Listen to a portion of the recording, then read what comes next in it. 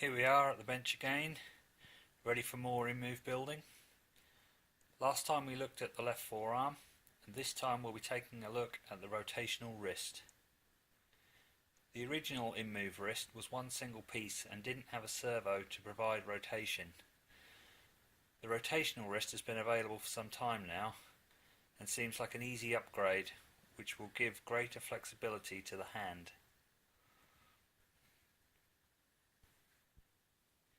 So I thought I'd mix up the format a little bit this time and take a look at all the parts before we start. I like to use the names of the parts so you know which bits I'm talking about, but I often get them wrong. So this time I thought I'd print out each part along with its name so we can just quickly run through them. These parts have a version number on the end, a V number, which I won't be mentioning here. My recommendation is just make sure you've got the latest version of the parts. If you're getting your parts from the InMoov FR site, avoid the zip files. I made the mistake of downloading those and they can contain outdated parts. If you get your parts from the STL parts library, they're always up to date. So first we have left rotor wrist 1.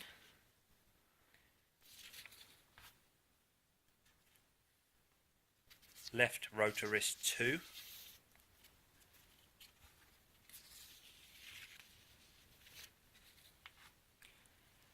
left rotor wrist 3, left cable holder wrist, and finally wrist gears. So starting with left rotor wrist 1, we saw this part last time. We already have it super glued onto the end of the forearm. Just needs painting. So not really much more to do with that. The servo will screw in here attached to the end, so that'll be one of the first things that we're doing. Left rotor wrist 2, we briefly saw that last time as well when I was installing the 3mm nuts. I've given it a quick coat of primer. My intention is to paint this part black. I did miss one of the nuts last time. We installed 2. There is actually a third one I need to fit in here.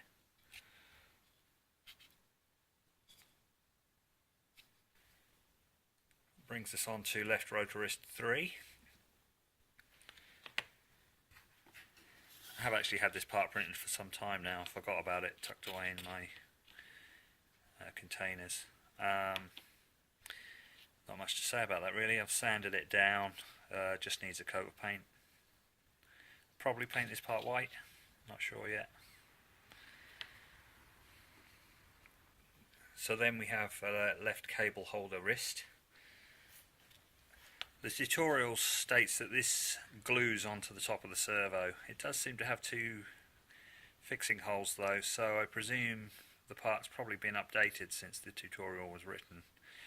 My understanding of this part is it's just there mainly to keep the cables tidy.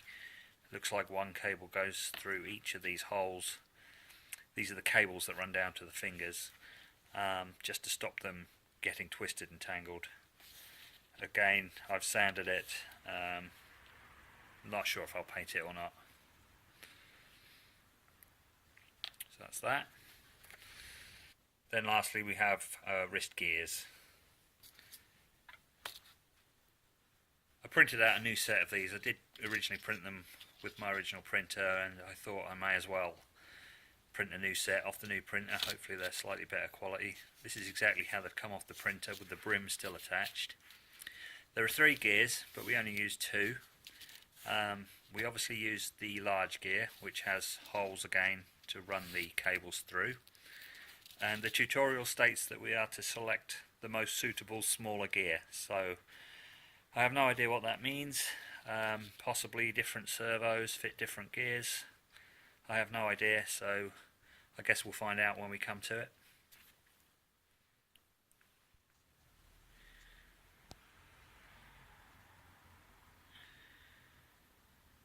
I'll just very quickly show you the servo I'm using. This is the MG996R. Not quite sure who the manufacturer is of this. I actually managed to pick up these on eBay for £4.39 each, so I don't think you'll be getting a much cheaper price for a servo. I'm thinking about, because of the cost, I'm thinking about using these to drive the fingers as well, because when we did the forearm in the last video I didn't have any servos. I picked up 4 of these, so I've actually got 3 spare ones, so I may install 3 of them into the forearm and see how they get on driving the fingers. This is, as the name states, MG. This is a metal gear servo, so it should be a little bit stronger than the plastic gear servos. It says on there Digi high torque, I believe, so I think it's a slightly higher torque servo than normal, and it's a digital servo rather than analog servo. Comes with a fairly short lead. That shouldn't give us any problems though. You get 4 different servo horns to choose from. You just select the most suitable one for your application. We're actually going to have to cut these down and attach them to the small gear, I believe. So I'll probably use this one because it will mean the least amount of cutting. These are the mountings. I'm not sure if I'll use these. These are rubber bushers. I believe they're for anti-vibration, to stop the vibration of the servo. So I've started to put the servo in. You push the cable down first, and the cable is on this side of the servo. There is a groove down there that gives you a little bit of room to get the cable in, although I say a little bit of room, it is really tight. I pushed the servo down as far as it can go, and it seemed to stop at this point. Looking inside, there is this plastic bar running across here, and sorry you can't see very well, but that servo is actually sitting on it, it's hitting it, so it won't go down any further than that. I don't know if you can tell here, but there is a gap here under the servo, reasonable sized gap. I found that if I fit the rubber grommet, there's still a gap, and then if I fit the metal sleeve that runs through, the metal sleeve is actually touching on there, so everything is actually perfect. And then I just installed the screw. You get very little thread left on the screw after you've run through that length, so don't over tighten it. It doesn't seem. Okay, I've installed all 4 screws now. I did briefly fit the next part on the top. It is very tight. You kind of just have to have faith that it will fit, and just gently squeeze the tabs and then give it a good push down. I'm not going to put it back on again just now because it's quite tricky to take back off again, and it feels quite fragile, and I think if you're not careful you could snap these plastic lugs off. So if you do fit it on and you want to get it back off again, what I did is I just prized it off with a flat-headed screwdriver and just lifted it back out. But it is very tight. I believe, I probably need to go back and check the tutorial, I believe the next stage is to put this gear through this hole, so that will poke up through that hole, and then this part should slip on the top. There is a hole, really difficult to see on the camera, there is a hole in the side there, and that should line up with the hole in here, and then a screw through there should hold that in place. So this has to slip up through that large hole, but it doesn't fit. It's too big to fit through there, so I'm going to have to file that down. Also, it should slip inside this hole as well, and again it doesn't, it's too tight. So I guess we're going to have to do a bit of filing.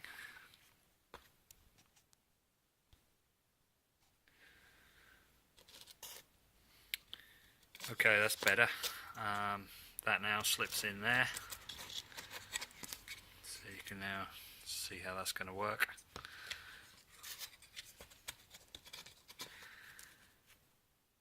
That's nice and loose in there now, that rotates easily. It's just how we want it. And then that piece will fit on the top. I'll screw that on now.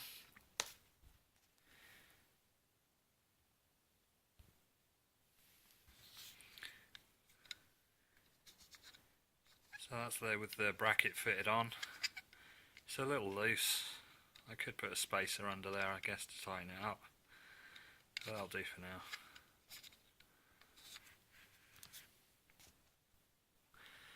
Okay, so what I did to select the gear was to measure from the joint in the forearm to the top of the servo horn, and that came to 20 millimeters. I then measured inside this piece from the bottom of that piece to the joint, and that measured 25 millimeters. So there's actually only 5 millimeters to play in here. Looking at the two gears we have to select from, you can see that one is shorter than the other one, and measuring the short one, it measured 5 millimeters. So it seems this is the correct one to use. I guess this must be for a different type of servo, or maybe for attaching directly onto the servo instead of using the servo horn. I'm not quite sure, but this seems to be the only one that's going to fit in my scenario. You can actually see I've taken this apart again. So this smaller gear has got a little raised part in the centre, and that looks to me like it fits into the small hole in here. I'll do it this way around. I know it doesn't go this way around, but just be easier to show you. So that fits into the smaller hole, and then it should mesh with this gear in the larger hole. Now they are meshing, but they're pretty tight, and I don't know if you can see that, but the smaller gear, sorry my hands are in the way here, so you can actually see the smaller gear is just sort of kicking upwards, and that's just because these gears are too tight. I've filed them, I've filed every single tooth down, and they just seem very tight. It might be loose enough now after that filing, but I'm not sure. So we somehow have to get these gears on the inside of this part. The larger one, straightforward, that can go in there, and we saw before I had the bracket attached on, that will hold the gear in place. The smaller one,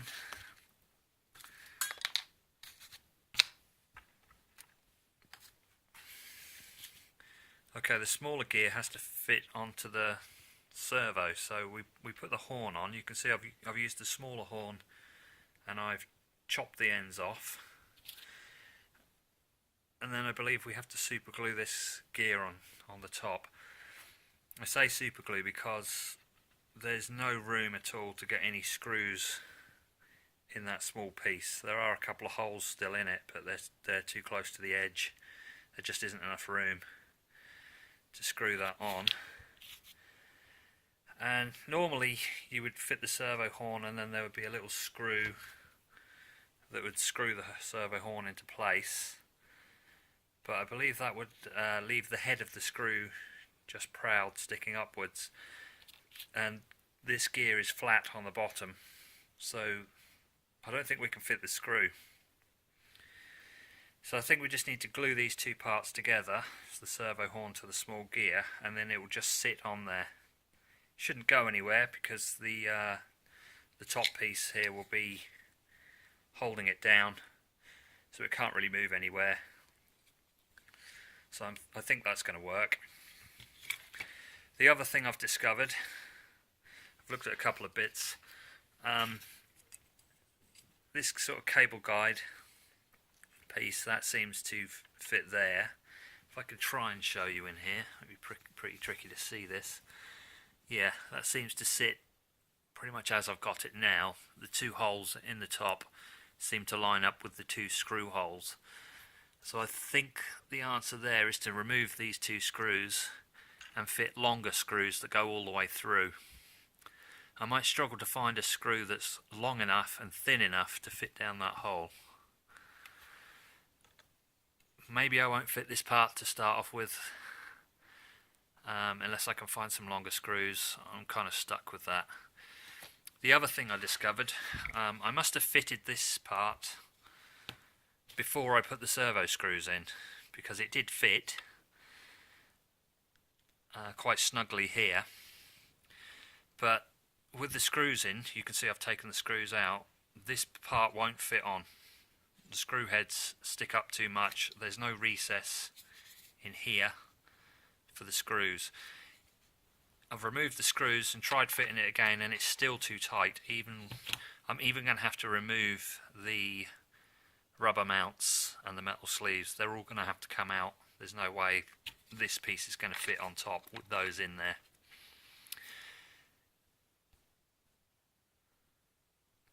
Okay, I've gone right back to the beginning and removed the servo. I've drilled these two holes here. I've drilled them out to 2.5mm. I'm intending to fit this long 3mm screw through the cable holder, through the servo and into this bracket. Next, I've drilled out these two holes to 3.5mm so they can be clearance holes for our 3mm screw. Fits in there nice and loose. So I've glued the smaller gear onto this cut down servo horn. So that will then just sit on there. Like I said before, we can't screw that in now. We've got the gear glued on. I guess we don't need to.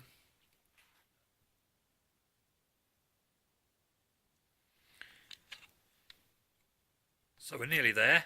We just need to plug the servo into the Arduino and get it centered at its 0 position, or its 90 position, I'm not sure. And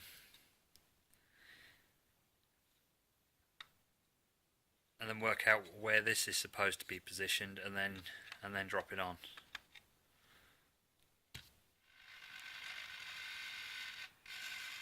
So I've just loaded this standard sketch from Arduino onto my Arduino Mega board. As you can see, it just loops through from position 0 to 180 and then from 180 back to 0 again, and just keeps repeating that. And you can probably hear it in the background.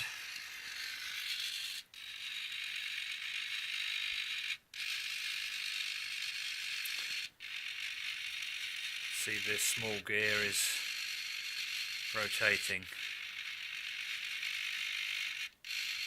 Looks like it's about 180 degrees. Thinking about this, if this small gear is rotating at 180 degrees and we've got the larger gear in there, I'm guessing this wrist won't actually have a full 180 degrees of rotation on it, because we'll lose a little bit in the gearing. So I'm not quite sure whether that's 2 to 1 and we'll get about 90 degrees, I don't know.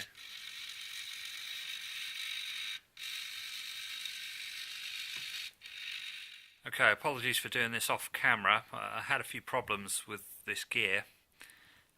This gear is just super glued to the servo horn, as we saw earlier. What kept happening was the gear just kept shearing off from the servo horn. The glue just weren't holding it. So I made a couple of changes. I've actually run a screw through here, an M3 countersunk screw, right through the gear and into the servo.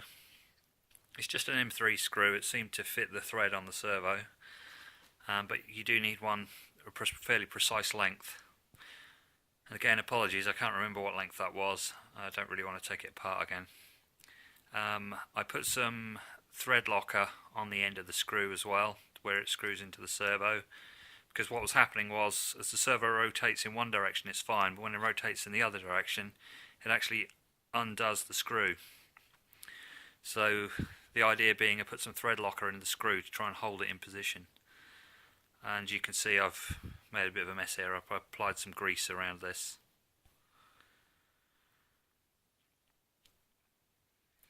The other modification I made was in here. Again, apologies for doing it off camera, I don't really want to take it apart, but I 3D printed a small spacer to go in here. It's just basically a plastic washer, about 2mm thick. That just takes off any slack, so this is now nice and tight. It's not too tight, it still rotates okay, but there's no wobble in it sideways. It's nice and tight. And then just applied some grease in there as well.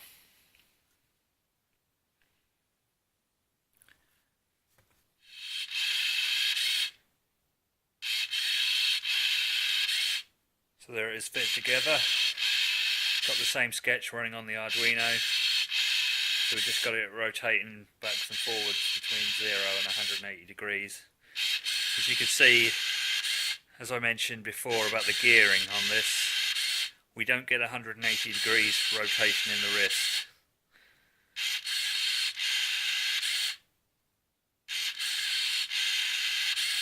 Probably getting about 90 degrees there.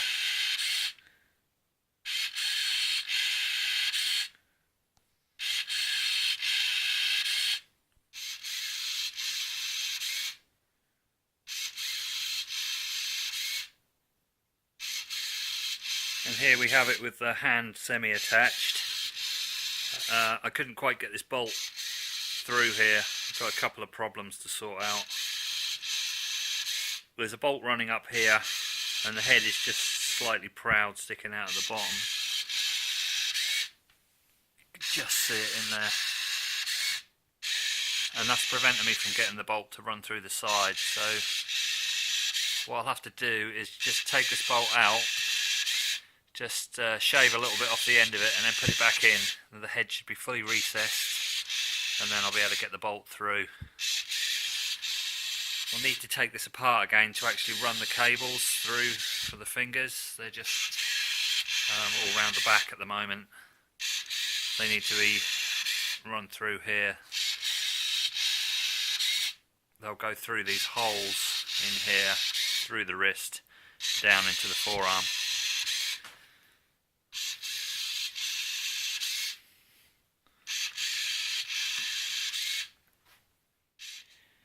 So in the next video I hope I'll get the servo bed fitted, get a couple of the servos in and run the cables through for the fingers. We should start getting the fingers moving. Okay, thanks for watching and I'll see you next time.